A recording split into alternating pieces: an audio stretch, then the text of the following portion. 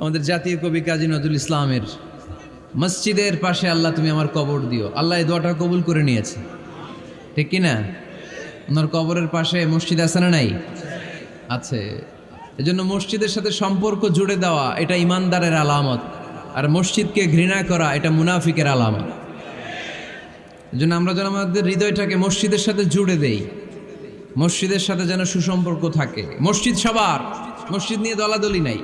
দলাদলি আছে অনেক জায়গায়, হানাফি মসজিদ, আহলে হাদিস মসজিদ, এরকম আমরা দেখি বা শুনি, এটা ঠিক না। হানাফি মসজিদ বলে কোনো কথা নাই, আহলে হাদিস মসজিদ বলে কোনো কথা নাই। মসজিদ সবার।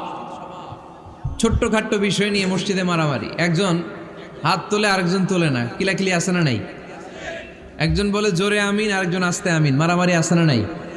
এগুলো কি মারামারি করার কোনো বিষয়? কথা বলেন। সালাতে ফরজ আছে, ওয়াজিব আছে, সুন্নাত